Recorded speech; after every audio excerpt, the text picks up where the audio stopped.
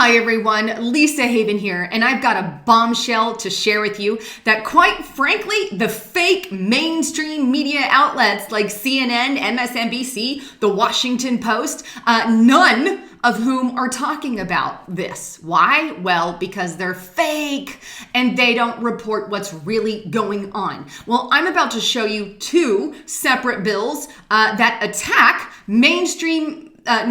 but alternative media, people such as myself, and saying anything that's involved in Russia propaganda or anything that might be considered fake, then the government needs to monitor. Because everything they do is so wonderful, so they can monitor fake news. Folks, monitoring news outlets is government-run media. Very bad. Very, very bad. That means they control what is leaked via the press. This is Hitler-style, Stalin-style controlled media on huge levels. Now, about these two bills. The first one that I'm going to show you is a House resolution. It was passed in the House, but not in the Senate. So it's still underway. It's got, I guess, a 30% chance of passing, but it is scary. But the second one I want to show you, and probably the worst of the worst, because it has passed the House and the Senate, which means all we need right now is President Obama's signature. And I'm sure he's going to have this underway before Donald Trump gets into office. But nonetheless, what is that one? Well, the second one is hidden verbiage inside, the infamous National Defense Authorization Act of 2017. They've managed to add in a section in that specifically targets disinformation in the media and propaganda. But don't take my word for it. Let's delve into that report so you can see it for yourself. All right, so here is the first one on Congress.gov. This is House Resolution 6393, Intelligence Authorization Act for fiscal year 2017. Now, this act has passed the House, but it has not passed the Senate and gone on to the president and became law. It's not law at this point. Now, keep in mind, this is the minor of the two because it's not law yet. And according to this report, it's got maybe a 30% chance of passing, which is still pretty high, but it passed the House by a majority. So that's kind of scary and why you need to know about it. But this is the minor of the two. Please keep that in mind because you're about to see one that's already passed the Senate and going on to President Obama. But anyhow, back to this one. This one specifically targets media outlets such as mine saying we're in cahoots with Russia, and if they find that you're in cahoots with a foreign agency, well, then you need to be monitored and taken off the air. Let me show you the section here. Section 501, and you can pull this up. I'll leave a link. But this title establishes an executive branch interagency inside here, committee to counter active measures by the Russian Federation to exert covert influence over peoples and governments through front groups, covert broadcasting, media manipulation, disinformation, or forgeries, funding agencies of influence, incitement, offensive counterintelligence, assassination, or terrorist acts. The committee shall expose falsehood, agents of influence, corruption, human rights abuses, terrorism, and assassinations carried out by the security services or political elites of the Russian Federation or their proxies. In other words, if they think or you've been labeled as a Russian, be it that you are or not, or that there is any evidence or not, well, now that means to have you confronted and measures to be taken of some sort. But nonetheless, we know that they have been calling Donald Trump in league with Russian. But here's what's funny about this, and not funny, but quite frankly upsetting. If we click here, I want to show you some of the information of when this was signed. Let's go to actions here. This was introduced on November 22nd of this year. Keep that date in mind, the 22nd. 2 days later, this report was put out by the fake news network, The Washington Post. 2 days after what you just saw, here comes Washington Post saying Russia propaganda effort help spread fake news during the election. All of a sudden, here's this Russian propaganda effort, which they're painting opposition, saying they're in league with Russia, they're bad. Ain't no one here telling truth in league with Russia. Okay, but this is the kind of stuff they're spreading, despite the fact that RT and came out with this today, that the Washington Post admits the article here that you just saw on Russian propaganda and fake news based on sham research.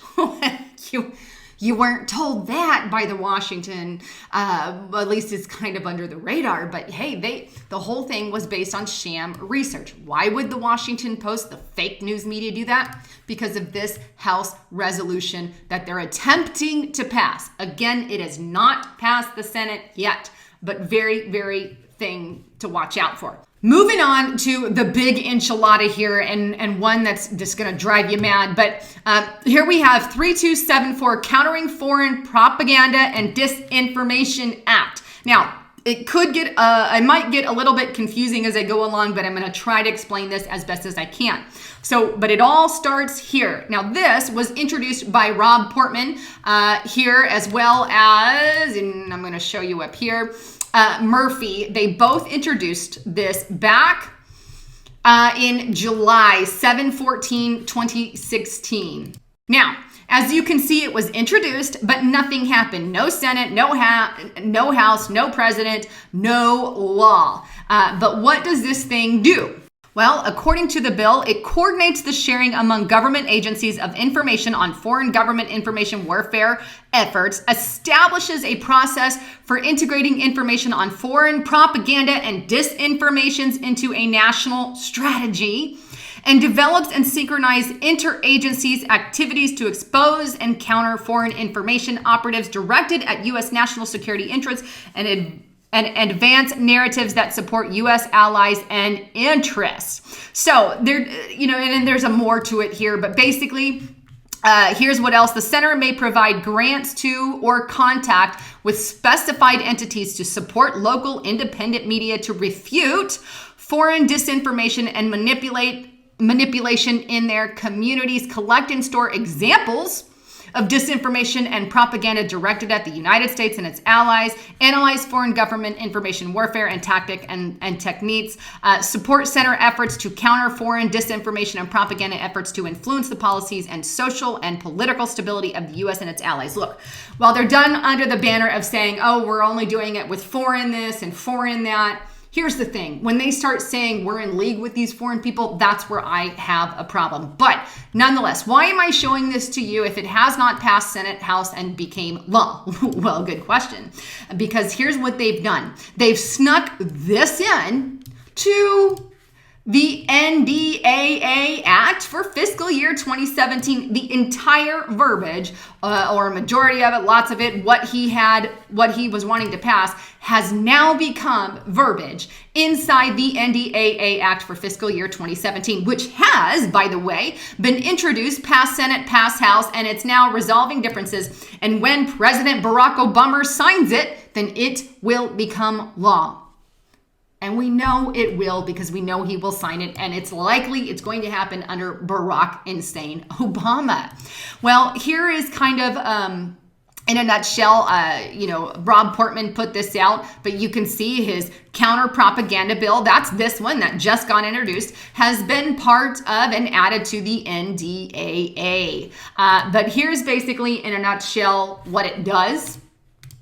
It increases the authority, resources, and mandate of the Global Engagement Center, which is an intergovernment center, to include state actors like Russia and China, in addition to violent extremists, which we know they have been labeling alternative media and any of those who are pro-guns, pro-life, New World Order believer. You store food, then you can be considered a terrorist. Anyhow, it will be led by the State Department, that's government organization, and they will monitor broadcast board of governors. They're going to monitor media and see where this fake news information is coming from. In other words, it gives a green light to the government to crack down on any media that they deem is propaganda. That's what it does. The second one here, basically it establishes a fund to help train journalists, non-government organizations, civil society, think tanks, private sector, media organizations, how to identify disinformation.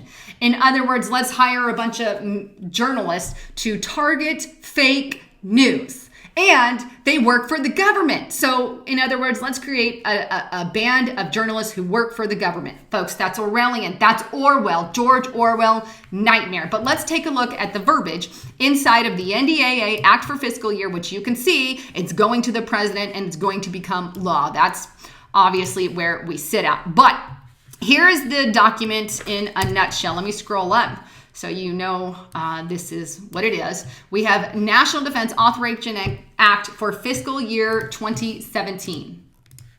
All right, so scrolling down here to section 1287, the Global Engagement Center, which you saw him reference here, the Global Engagement Center. This is the verbiage inside that bill. This is page 1438. If you are 1396 here, if you want to scroll through it, that's how you can find it. But it says, no later than 180 days after the enactment of this law, the Secretary of State, in coordination with the Secretary of Defense and the heads of other relevant departments, shall establish a global engagement center, a monitoring center of who they deem propaganda and who they don't.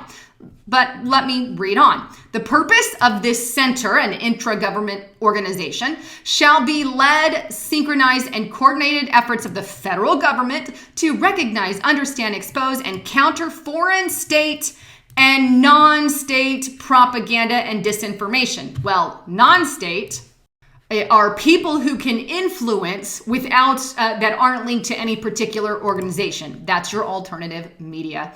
But it goes on to say, the purpose of this center shall be to lead, synchronize, and coordinate efforts of the federal government to recognize, understand, expose, and counter foreign state and non-state propaganda and disinformation efforts aimed at undermining U.S. national security interests. Now, it sounds good because we don't want anything to undermine the United States national security interests. However, what are their grounds and what are their means for such propaganda and disinformation? Are you going to call anything that's sharing real news that you don't want out part of your propaganda? I don't know, but I wouldn't put it past them. Functions. Here's what the center is going to do. Integrate interagency and international efforts to track and evaluate counterfactual narratives abroad and threaten the national security interests of the U.S. and the allies and partner nations. Analyze the information, data, analysis, and analytics from U.S. government agencies, allies, partners, think tanks, that's everyone, academics, civil groups, and non-government organization, that's everyone. So they're going to go through data and analysis. Now they're just putting it in our faces. Okay, we know that there's a spy grid through the NSA, but now they're creating more in which they're going to say, in the name of propaganda, we're going to get rid of disinformation. Please define to me what your definition of disinformation is and exactly who is this fake news that you're wanting to target. Is it just those you're claiming in coordination with Russia or China, which then you go and put labels on people that aren't even legit, like they've done with Donald Trump. Donald Trump won because of Russia. No. It's just disturbing. But anyhow, as needed, support the development and dissemination of facts-based narratives and analysis to counter propaganda and disinformation directed at the U.S. and the U.S. partners. Look, anything negative about our country, we don't need it. We don't need that. But I just want to know, what are they calling propaganda and disinformation? Is it what the mainstream media has been calling Breitbart, InfoWars, Zero Hedge, real media, alternative media outlets? Because that is what the mainstream media is labeling as propaganda and disinformation. And then all of a sudden in the NDAA, this verbiage is snuck in. It's not a coincidence. That's all I'm saying. Why is the mainstream media attacking fake news? And then all of a sudden this verbiage finds its way into the NDAA. That's why I think it's important. Moving on. Identify current and emerging trends in foreign propaganda, disinformation, in order to coordinate and shape tactics, in order to shape things in the future. Use techniques to share among agencies so we can target these. Identify any gaps that we have. Identify countries and populations who are susceptible to this propaganda, which they're not really labeling, and so on and so forth it goes. But basically, that's the main section there. So there you have it. I know I said this, but I just don't think it's a coincidence that the mainstream media is saying that Trump's in league with the Russia, that, we have alternative media being labeled as fake, and then all of a sudden, hidden amongst the verbiage of the NDAA of all things, we have this little section inserted. And yet again, no mainstream media news report is saying anything about it. Why? Because they're fake and they don't want you to know what is really going on. Please keep your eyes open. The attack on alternative media is there. And the best thing that we can do is expose it for what it is. Anyhow, wanted to bring you the latest on all of that. Please don't forget to check out my partners here. They help fund what I do, and without them, I wouldn't be able to do what I do here on YouTube. Foodforliberty.com/Haven has some great ideas for food storage. Please make sure your family is prepped and ready to go. And I've said this before, but I buy gifts for family members, friends, that is food storage because I care about them and I want them to be prepped and ready to go. And so when push comes to shove, at least I know I did everything I can to help my loved ones through the hard times, and they are prepped with food storage. So that's what I like to do. But also don't forget to check out getthetea.com. He's got some great, amazing products for detox, things to keep you healthy. So make a pit stop there. And finally, I have my tactical pen. I'm in love with this thing. I take it everywhere. Again, it's a flashlight. It's a pen. And it's even a knife, which I'm going to show you. Here's a pen so you can actually write with it.